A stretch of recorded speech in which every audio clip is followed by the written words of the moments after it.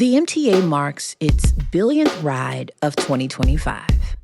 Broadway musicians authorize a strike, and advocates for incarcerated people continue calls for prison oversight. From WNYC, this is NYC Now. I'm Janno Lieber. MTA leaders are celebrating a subway milestone. The system just counted its 1 billionth ride for the year. MTA Chair Janno Lieber says it's another sign of growing post-pandemic ridership. This is one of the best markers for charting New York City's comeback, because every year we're hitting it earlier and earlier. In 2022, the MTA hit the billion rider milestone a couple days before the new year. In the last 2 years, they reached it in November. While the MTA says hitting the milestone in October is a positive sign, subway ridership is still far short of what it was before the pandemic. The subways see about 4 million rides per weekday now, and that's down from more than 5.5 million back in 2019. Residents of the Penn South Co-op could be getting a tax break. Governor Kathy Hochul cleared the way for a tax cut after she signed a bill Tuesday allowing the city to reduce Penn South's shelter tax from 10% of rent to 5%. This could result in savings upwards of $500 in tax savings for every household in Penn South. How does that sound? That's what we're doing. Hochul and state lawmakers had already approved a similar change for Mitchell-Lama housing earlier this year. But Penn South and its 2,800 units were left out since it was created under a different housing program more than 60 years ago. Now, it's up to the city council to give final approval for the tax break. Broadway musicians are one step closer to potentially walking off the job in the next few weeks. WNYC's Brittany Kriegstein has more. Many of Broadway's biggest shows could soon be in trouble. The union that represents Broadway musicians is still struggling to come to an agreement with the Broadway League over higher wages, better healthcare coverage, and protections from layoffs. 98% of musicians in the union voted to authorize a strike if their demands aren't met this week. Broadway actors are also considering a strike over healthcare and other issues, which could be a big problem for the city's theaters as holiday season ramps up. The Broadway League has declined to comment. In Albany, there's a push to expand prison oversight. More on that after the break.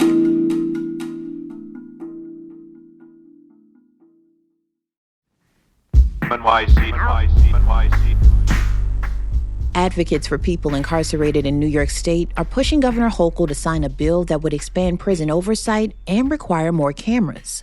WNYC's Jimmy Vilkind has more about their campaign. Rosemary Rivera says she was basically raised in New York's corrections system. I graduated from Rikers Island to Bedford, went through the system. She says a corrections officer once punched her so hard in the face, she flew across a room. She watched officers ignore another prisoner's pleas for medical care. She remembers how she was categorized and labeled. So, juvenile delinquent, youth offender, then I was labeled a criminal, then I was labeled a career criminal, then I was labeled a danger to society. Now, the 57-year-old activist is talking about her experience to a group of prison chaplains. There are about 36 people sipping coffee from cardboard cups at a hotel near the Syracuse airport. Rivera hopes they'll join her campaign to end prison violence. We are going to need the moral authority. We're hoping that we can get an omnibus package. She's talking about a bill state lawmakers approved in June. The legislation was a response to the recent beating deaths of 2 people incarcerated in state prisons, Messiah Nanchwe and Robert Brooks. Rivera knows Brooks's father, Robert Ricks. She introduced him to Eric Schneiderman, a former state attorney general who resigned in 2018 after romantic partners accused him of abuse. In the first conversation, Robert said, with just palpable sincerity, "I truly believe that my son died so that others may live." The new campaign is a return to advocacy for Schneiderman, who was never charged but expressed remorse. He says the pending legislation would add more people to the Watchdog Commission on Correction. The new members would include someone who was formerly incarcerated, as well as a public health professional. Rafael Marte is a minister in Plattsburgh who also volunteers as a chaplain in North Country correctional facilities. He says prison culture needs to change, but the law would be a good first step. More laws and more regulation cannot change your heart. Yeah. Period. However, there are ways to bring accountability. Another key part of the bill requires more cameras be installed in prisons. 3 of the guards involved in Brooks's beating are now on trial. They say their actions didn't cause the prisoner's death. Special Prosecutor William Fitzpatrick told jurors that footage from body-worn cameras will show otherwise. You will witness on tape this depravity firsthand. It will be gut-wrenching. It will be almost beyond belief that these 3 men, sworn to protect Robert Brooks and do their duty, treated him with such depravity.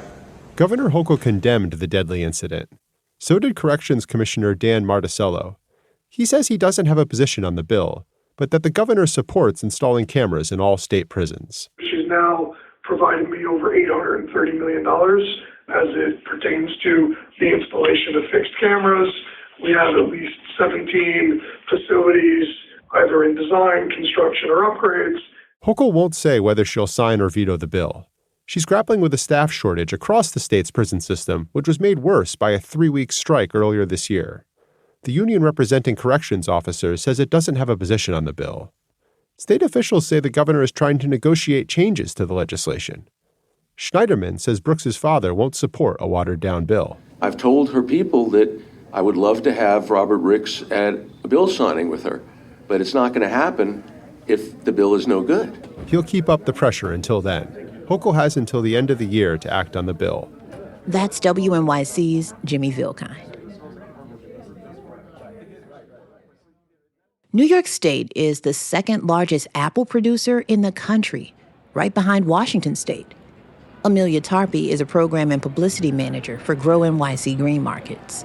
We recently joined her at the Union Square Market for a tour of the apple stands, where shoppers can find some of the best varieties. The Empire apple, it's actually dubbed New York State's favorite apple.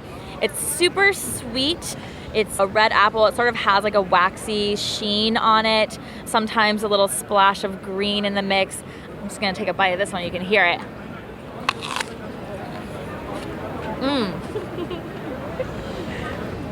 Next I want to talk about golden russet apples. These are a really fun heirloom variety. They actually were first discovered in like the early 1800s, so they've been around a long time. They're kind of like this golden color, and then they have this russeting on it. It's in the name. Russeting is this phenomenon that happens in apples where it kind of develops like almost cork-like texture on the skin. It doesn't make for a good commercial apple because people see that and they get a little freaked out by it, but oftentimes it means that there's really good flavor there. Another newer apple variety that a lot of our orchards have started growing recently has a really fun name. It's called Luda Crisp. And, it's a apple variety that actually was developed in Ohio and apparently no relation to Ludacris, but it's a, fun connection. Amelia Tarpey is a program and publicity manager for WNYC Green Markets. She said apples are priced at about $3 to $4 a pound these days, and you can find mixed bags for about $5 a pound. Get the good ones in season while you can. Thanks for listening to NYC Now from WNYC. I'm Janae Pierre. We'll be back tomorrow.